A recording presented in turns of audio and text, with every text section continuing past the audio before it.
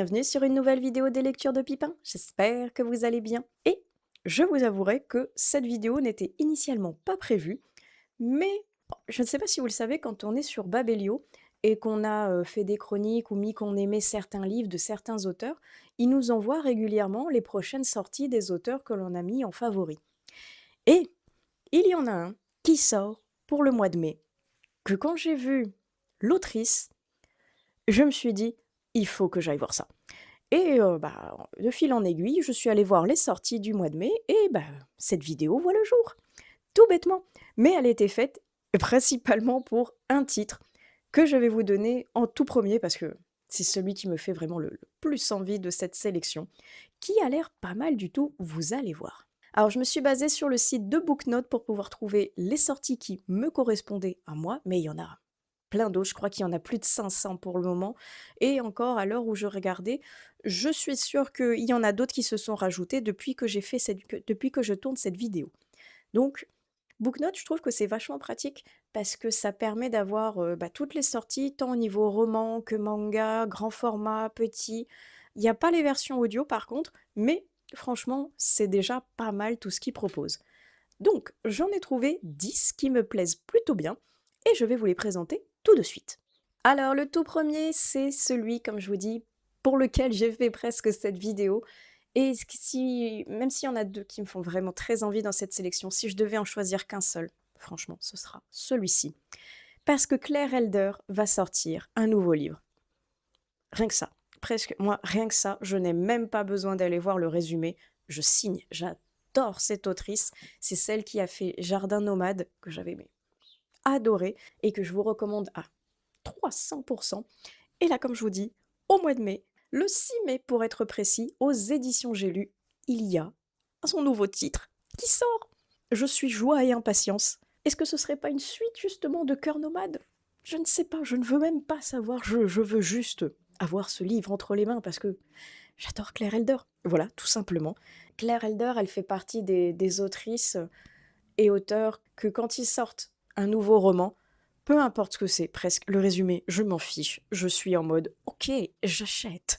Parce que, donc, j'adore ce que cette autrice fait.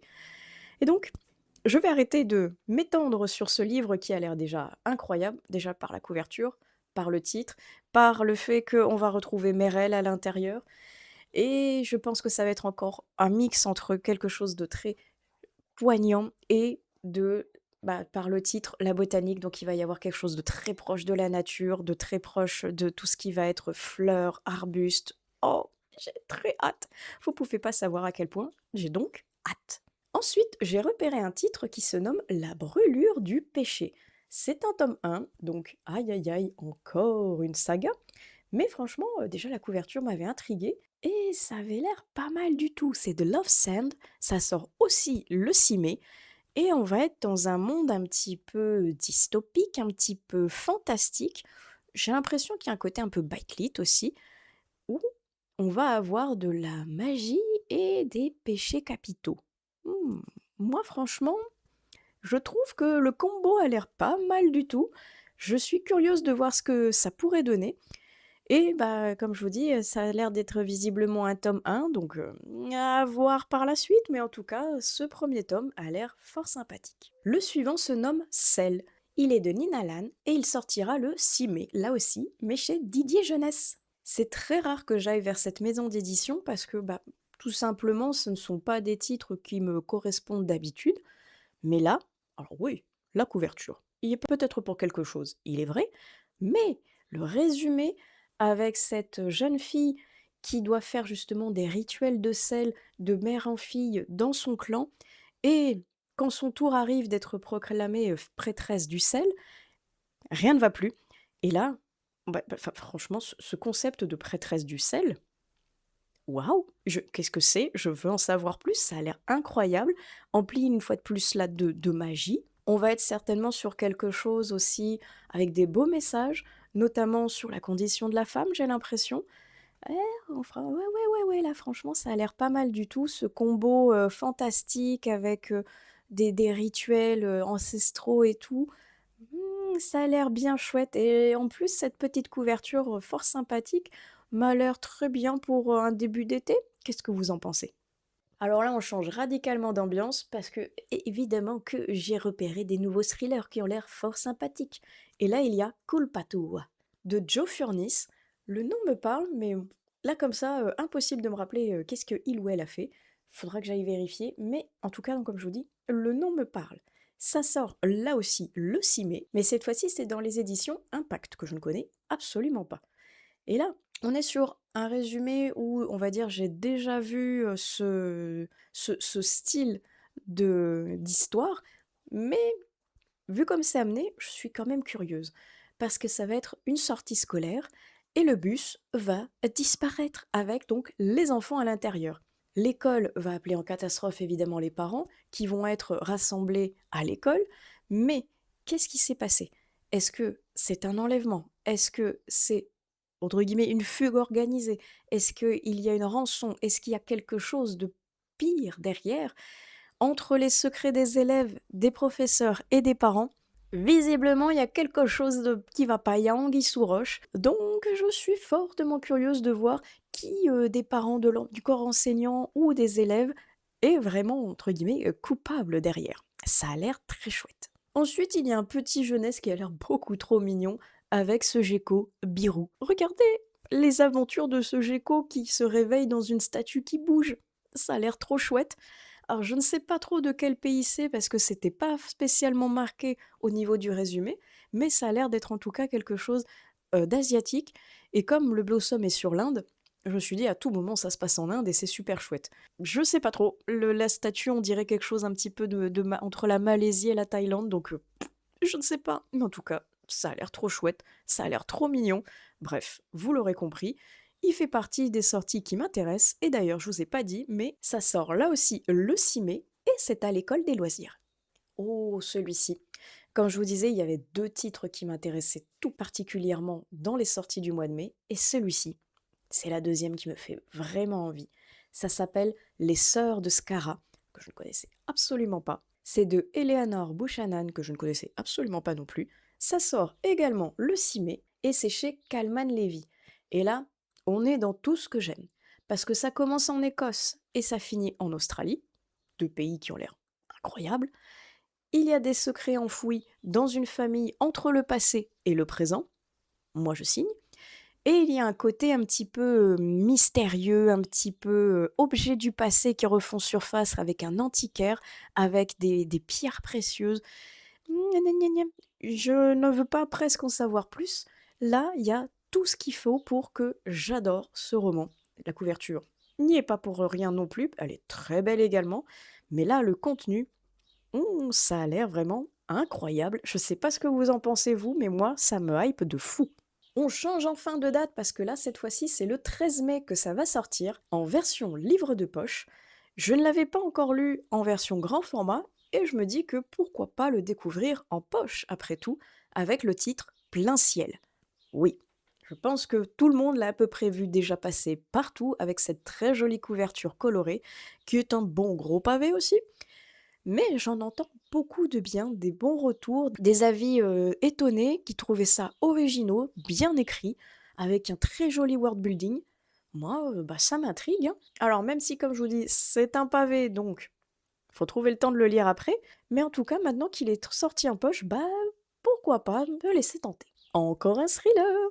Celui-ci se nomme Les Limbes. Il est de Philippe de Paris, il sort le 19 mai aux éditions Au Trouble, que je ne connais là aussi absolument pas. Mais la couverture m'avait intriguée avec déjà cette ambiance rouge et noir, cette espèce de passeur, on dirait charron, qui est face à un homme. Ça s'appelle Les Limbes, donc ça rappelle un petit peu les enfers là aussi. Et le résumé d'un homme qui a été mis en prison, qui n'a qu'une envie, c'est d'en sortir, hein, évidemment, et qui va essayer de s'échapper pour pouvoir retrouver son fils, tuer sa femme et ramener son fils avec lui. J'étais là, pardon. Ça lui prend souvent de vouloir sortir pour tuer des gens et récupérer son gamin. Ok, pourquoi pas? Je me suis dit: «À tout moment, ça peut être de la folie furieuse». Je ne connais pas ni l'auteur ni la maison d'édition. Le résumé m'a vraiment fait un impact comme ça, où je me suis dit: «C'est super original, ça peut être très, très chouette», complètement fou aussi. Bref, ça m'intrigue et j'espère qu'il y a, ce côté un petit peu barré du résumé qui va se retrouver au niveau du roman en lui-même parce que moi je sens quelque chose qui peut être super chouette. L'avant-dernier, on change radicalement là aussi une fois de plus de thème, comme un cœur posé sur la mer. C'est de Gabriel Blanchou, ça sort le 21 mai, et là j'ai vu deux éditions d'un coup, une avec des caractères en grand format pour les personnes qui ont un problème au niveau de la lecture des petits caractères, donc ça déjà c'est très chouette, et également une version chez Charleston. Donc Charleston, j'aime beaucoup ce qu'ils font. Évidemment que ça m'intrigue. Et là, on a l'air sur quelque chose de plus contemporain, mais d'assez poignant, parce que ça va être une femme qui aura réussi à sortir d'une relation toxique avec son mari et qui va chercher à se reconstruire tout en fuyant son passé qui ne veut pas la laisser partir finalement. Et il va y avoir une histoire de reconstruction, une histoire de cœur un peu brisé qui va essayer de s'évader à travers une nouvelle vie et des nouveaux paysages qui ont l'air incroyables là aussi. À tout moment, je pense que la plume et le thème peuvent me plaire et comme je vous dis, comme j'aime beaucoup ce que font Charleston, il y a de fortes chances que, ça matche avec moi. Ça je pense que là, par contre, au niveau de tous les autres que je vous présentais, celui-ci, ça va être le plus peut-être dur émotionnellement, mais si c'est bien écrit, franchement, ça peut être très chouette. Je suis curieuse de voir ce que ça peut donner. Et enfin, le dernier titre qui m'intrigue tout particulièrement pour ses sorties du mois de mai, c'est une BD et je l'attends avec grande impatience parce que dans l'un des vlogs précédents, je crois qu'il est sorti au moment où je tourne cette vidéo, je vous ai dit que j'ai lu le tome 4 et que j'attendais avec grande impatience le tome 5 au vu de la fin du tome précédent. Il s'agit de Equinox, Cheval de vent. Oh là là, je l'attends. Les couvertures déjà une fois de plus. Le talent de la dessinatrice et de la scénariste, les deux ensemble, franchement c'est incroyable. J'aime beaucoup cette petite saga sur les chevaux et ce groupe de jeunes filles au pouvoir magique qui peuvent donc se transformer en animal. Et comme je vous dis, dans le tome 4, oh là là, ça finissait très mal. Donc là, j'ai hâte de voir ce que ça peut donner dans ce tome 5. Est-ce que ce sera le dernier ou est-ce que c'est un autre tome parmi la saga? Je ne sais pas. Il faudra donc que je puisse lire ce 5e tome pour que je puisse vous en dire plus. Mais en tout cas, je l'attends avec donc la plus grande des impatiences. Et voilà, on a fait donc le tour de ces fameuses 10 sorties qui m'intéressaient tout particulièrement. Alors il y a plein d'autres choses, comme je vous dis, qui sortent, tant en format poche qu'en grand format. Il y a des mangas, il y a des romans, il y a un énième tome des Carnets de l'apothicaire en roman qui sort, mais je n'ai toujours pas commencé cette saga parce que ma médiathèque ne les a pas en version roman. Donc c'est pas l'envie qui m'en manque de découvrir la saga, mais il faudrait que je commence par le tome 1, hein, accessoirement. Mais donc sachez qu'il y a un nouveau tome donc qui sort et qu'il y a encore plein d'autres choses. Donc n'hésitez pas à aller faire un tour sur Booknote ou Babelio ou donc n'importe quelle autre plateforme qui vous propose donc ces sorties. Mais sinon, racontez-moi tout. Est-ce que parmi les sorties que je vous ai évoquées, il y en a qui vous font aussi envie que moi? Est-ce qu'il y en a pour lesquelles vous avez déjà envie de craquer? Ou alors, quelles sont les sorties qui vous intriguent pour le mois de mai que je n'ai peut-être pas citées et qui ont l'air incroyables? Et que peut-être que si vous m'en parlez, il y a de fortes chances que j'aille fouiner et que ma wishlist s'allonge encore plus. Qui sait? Donc, racontez-moi tout au niveau des commentaires, qu'on puisse échanger ensemble là-dessus. Et sur ce, cette petite vidéo qui n'était donc pas prévue prend fin. J'espère qu'elle vous aura plu. Et sur ce, on verra dans un prochain épisode est-ce que j'aurai craqué ou non pour l'un de ces titres. Mystère et affaire à suivre. En attendant, je vous souhaite d'excellentes lectures et on se retrouve sur une prochaine vidéo des lectures de Pipin. Allez, ciao!